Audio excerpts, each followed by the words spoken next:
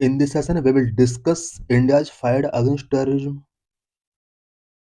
Why in news? External Affairs Minister S. Jaishankar said that India cannot be a good neighbor to a country that supports terrorism. External affairs minister S Jaishankar ने कहा है कि India उस country का एक good neighbour कभी नहीं बन सकता जो टेररिज्म को सपोर्ट करता है। India has the right to defend itself against terrorism. India को टेररिज्म के अगेंस्ट डिफेंड करने का राइट है। What is terrorism? Terrorism is the deliberate and unlawful use of violence and intimidation, especially against civilians, to instill fear and achieve political, religious or ideological goal. Civilian के अंदर fear instil करने के लिए, political, religious और ideological गोल को achieve करने के लिए सिविलियंस के अगेंस्ट जब डेलिबरेटली तरीके से वायलेंस किए जाते हैं, this is known as terrorism. It seeks to influence society or government by creating a climate of fear, disruption, and uncertainty. India maintains a zero tolerance policy against terrorism. India ने terrorism को लेकर always zero tolerance policy maintain किया है। There are no universally accepted definition of terrorism, making it difficult to classify specific activities as terrorist act. World के किसी भी country में या वर्ल्ड लेवल पर अभी टेररिज्म का एक यूनिवर्सली एक्सेप्टेड डेफिनेशन नहीं है। यही वजह है कि टेररिस्ट एक्टिविटीज को क्लासिफाई करना डिफिकल्ट हो जाता है कि कौन सी एक्टिविटी टेररिस्ट एक्टिविटी है, कौन सी एक्टिविटी टेररिस्ट एक्टिविटी के आउट है। This unclarity gives terrorists an advantage and enables some countries to remain silent and veto against in global institutions. Terrorism के यूनिवर्सली एक्सेप्टेड डेफिनेशन ना होने की वजह से टेररिस्ट इसका एडवांटेज टेकिंग कर रहे हैं और बहुत सारे कंट्रीज हैं जो टेररिज्म को लेकर साइलेंट रहते हैं या ग्लोबल इंस्टीट्यूशंस में टेररिज्म से रिलेटेड इश्यूज पर वो अपना वीटो एक्शन यूज कर रहे हैं। ये सब यूनिवर्सली एक्सेप्टेड डेफिनेशन के लैक की वजह से है। Major anti terror act in India. India में मेजर एंटी टेरर एक्ट क्या रहे हैं, प्रेजेंट में कौन कौन से एक्ट हैं? Number unlawful activities act 1967 UAPA. Original purpose: The UAPA was originally enacted to deal with unlawful activities and secessionist movement that threaten India's integrity and sovereignty. India में UAPA जो लॉन्च किया गया था, ओरिजिनली इसका main मकसद unlawful activities and secessionist movement को deal करना था। ऐसे एक्टिविटीज या ऐसे मूवमेंट जो इंडिया की सॉवरेनिटी एंड इंटीग्रिटी को थ्रेटन करते हैं। Expansion: it has been amended multiple times to institute measures against terrorism, making it India principal anti terror law. Terrorism के अगेंस्ट मेजर्स को इंस्टीट्यूट करने के लिए यूएपीए के अंदर वेरियस अमेंडमेंट किए गए। आज ये इंडिया का प्रिंसिपल एंटी टेरर लॉ है। की provisions in UAPA designated terrorist. The 2019 amendment in UAPA allow the government to designate individual as terrorist in addition to organizations. 2019 में यूएपीए के अंडर जो अमेंडमेंट किए गए थे, इन अमेंडमेंट के अकॉर्डिंग गवर्नमेंट को ऑर्गेनाइजेशन के साथ साथ किसी इंडिविजुअल को एज ए टेररिस्ट डिक्लेयर करने का यहाँ पर राइट गिवन कर दिया गया है। Broad definition of a terrorist act. Terrorist act की डेफिनेशन को इस अमेंडमेंट के थ्रू ब्रॉड किया गया। UAPA act has a wide ranging definition of a terrorist act which include causing death, damage or disruption and has been criticized for being potentially vogue. UAPA के under terrorist act की definition को wide ranging किया गया। कोई भी ऐसी activity जिसकी वजह से किसी अदर पर्सन का डेथ, कोई डैमेज या डिसरप्शन होता है, इन सभी एक्टिविटीज को इस डेफिनेशन के अंदर ऐड किया गया। बट इसका कुछ क्रिटिसाइज भी इंडिया के अंदर किया जा रहा है। Increased power: it grant extensive power law enforcement agencies for investigation and prosecution. Investigation and prosecution के लिए लॉ इन्फोर्समेंट एजेंसीज को यहाँ पर पावर एक्सटेंसिव किया गया है। Bail restriction: This had made it very difficult for the accused with a reversal of the burden of proof in certain cases. अ, इस act के अंडर जो अमेंडमेंट किए गए हैं, इन अमेंडमेंट के अकॉर्डिंग एक्यूज पर्सन के लिए बेल डिफिकल्ट कर दिया गया है। Number two, terrorist and disruptive activities prevention act 1987, which is known as Tada. Reason for enactment: TADA was introduced to deal specifically with disruptive and terrorist activities, particularly in a region like Punjab. Punjab जैसे reason में disruptive and terrorist activities को deal करने के लिए Tada act 1987 में introduce किया गया। Controversial provisions of TADA: TADA act was highly contentious due to its broad power including the admissibility of confessions made to a public officer. TADA जो act रहा है इंडिया में, ये कंट्रोवर्शियल प्रोविजन की वजह से कंटेंटियस रहा है, बिकॉज इसमें लॉ इन्फोर्समेंट एजेंसीज को ब्रॉड पावर गिवन किया गया। Lapse: Tada was lapsed in 1995 due to widespread accusation of human rights violation and misuse. Human right violation and misuse की वजह से टाडा एक्ट को 1995 में लैप्स कर दिया गया। Number three, prevention of terrorist act 2002, POTA. Reason for enactment: POTA Act was enacted after the 2001 attack on Indian Parliament to replace the lapsed TADA with a new stringent anti-terror law. India में पोडा act जो introduce किया गया था वो इसलिए किया गया था बिकॉज 2001 में इंडियन पार्लियामेंट पर टेरर अटैक हुआ। उसके रिस्पॉन्स में पोडा एक्ट इनेक्ट किया गया। साथ ही टाडा टाडा एक्ट को रिप्लेस करने के लिए और एंटी टेरर लॉ को स्ट्रिजेंट करने के लिए यहाँ पर पोडा एक्ट इनेक्ट किया गया। Controversial features: it was controversial because law enforcement agencies granted expanded power and allowing for detention up to 180 days. India में पोटा एक्ट को भी कुछ दिन बाद यहाँ पर रिपील किया जाएगा बिकॉज इसके कुछ कंट्रोवर्शियल फीचर रहे हैं। लॉ इन्फोर्समेंट एजेंसीज को यहाँ पर पावर एक्सपेंड किया गया एंड डिटेंशन इसके अंदर 180 डेज तक के लिए अलाउ किया गया था। इट मीन 6 मंथ तक यहाँ पर डिटेंशन का प्रोविजन था। Repeal: POTA was repealed in 2004 due to concern about its potential for misuse and violation of human rights. POTA को इसलिए यहाँ पर रिपील किया गया बिकॉज इसका मिसयूज किया जा रहा था, ह्यूमन राइट्स के वायलेशन इसके अंदर शो हो रहे थे। यही वजह है कि पोटा को 2004 में रिपील कर दिया गया। Number four, national investigation agency act 2008 NIA formation, established in response to the 2008 Mumbai terror attack. Mumbai terror attack 2008 में होता है, इसके रिस्पॉन्स में इंडिया के अंदर NIA फॉर्म किया जाता है। NIA Act is a central agency to investigate and prosecute terror-related offenses across the country. Across the country, टेरर-related offenses को इन्वेस्टिगेट करने के लिए, प्रोसिक्यूट करने के लिए इंडिया में एक सेंट्रल एजेंसी के तौर पर NIA वर्क करती है। Jurisdiction: the NIA has the authority to investigate terrorism cases without requiring permission from state government.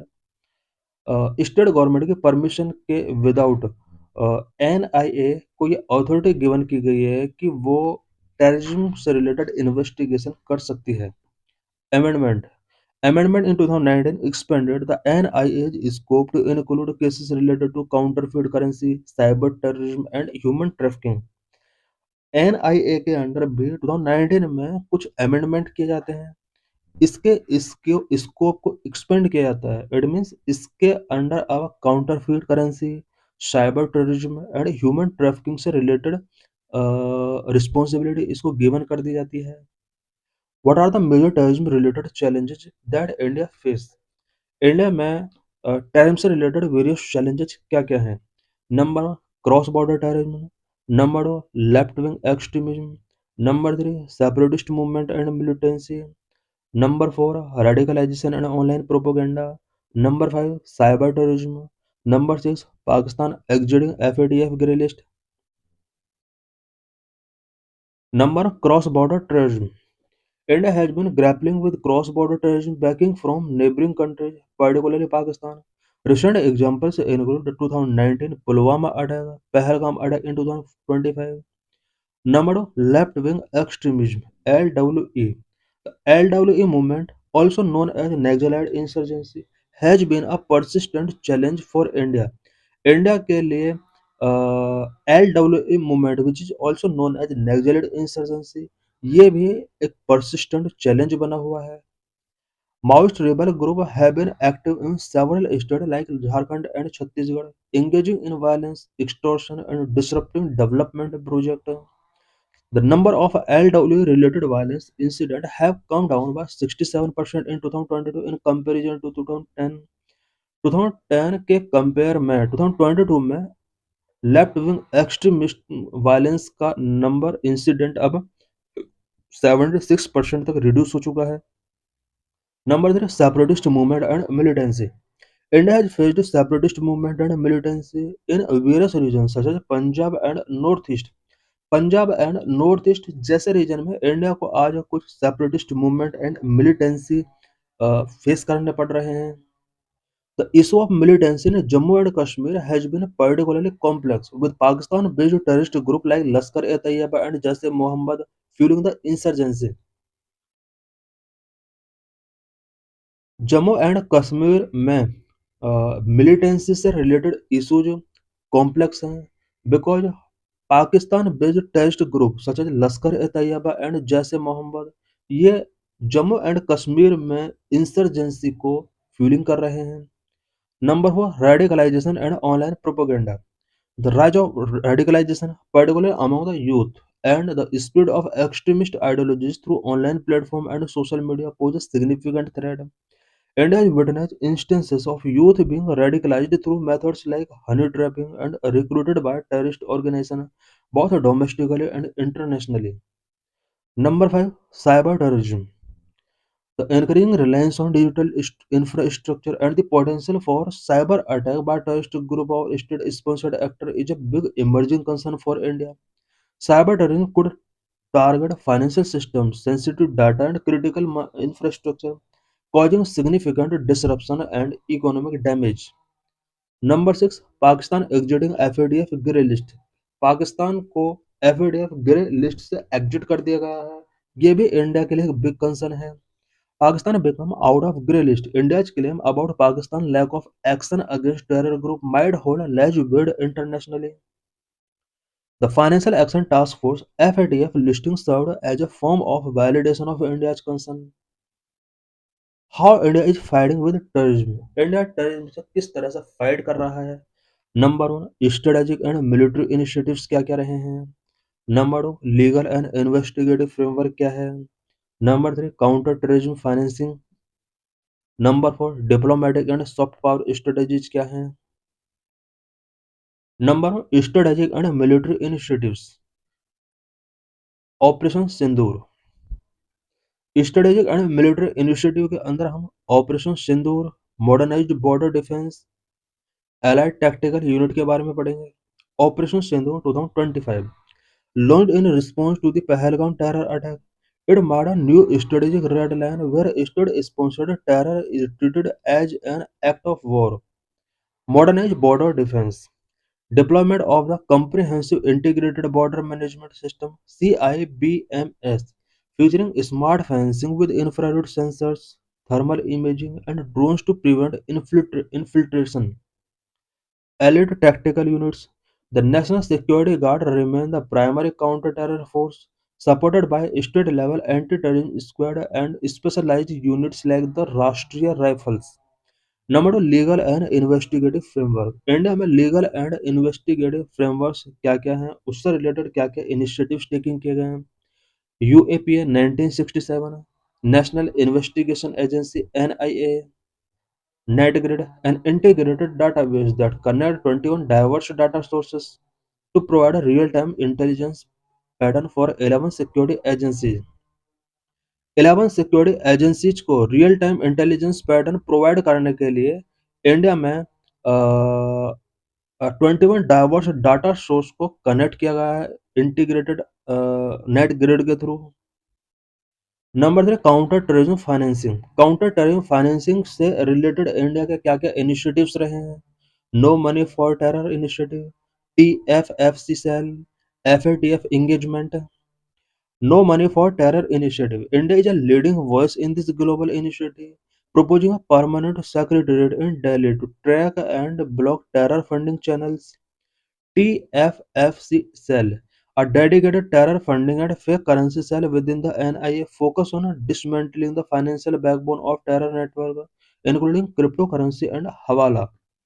India में TFFC, it means terror funding and fake currency cell, NIA के under है, जो कि टेरर नेटवर्क के financial backbone को dismantling करने के लिए स्पेशल फोकस करता है। साथ ही क्रिप्टो करेंसी एंड हवाला जैसे इशूज को भी डिसमेंटल करने के लिए इसका मेन फोकस है। FATF engagement. India actively collaborated with the Financial Action Task Force to pressure state sponsor of terrorism through economic grey black listing. जो कंट्री टेररिज्म को बहुत ज़्यादा प्रमोट कर रहे हैं, उन कंट्रीज को स्टेट स्पॉन्सर्ड ऑफ टेररिज्म के तौर पर प्रेशर करने के लिए India financial action task force FATF के साथ कोलैबोरेट करता है, सो दैट उन्हें ग्रे एंड ब्लैक लिस्टिंग किया जा सके। Number 4, diplomatic and soft power strategy. Time से फाइट करने के लिए इंडिया कुछ diplomatic and soft power strategy भी फॉलो करता है, such as CCID proposal, winning hearts and minds, water diplomacy. CCID proposal. India continued to push for the Comprehensive Convention on International Terrorism at UN to establish a universal definition of terrorism. Terrorism का universal definition establish करने के लिए India UN में comprehensive convention on international terrorism को always push करता रहा है। Winning heart and minds. India hearts and minds winning पर भी बिलीव करता है।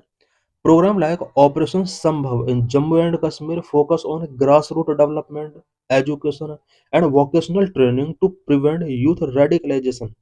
यूथ रेडिकलाइजेशन को प्रिवेंट करने के लिए इंडिया ने जम्मू कश्मीर में ऑपरेशन संभव लॉन्च किया, so that grass root level development, education and vocational training को इंश्योर किया जा सके। Next, water diplomacy. Following 2025 attack, India utilized the suspension of Indus Water Treaty as a non-kinetic tool to pressure terror-sponsoring state।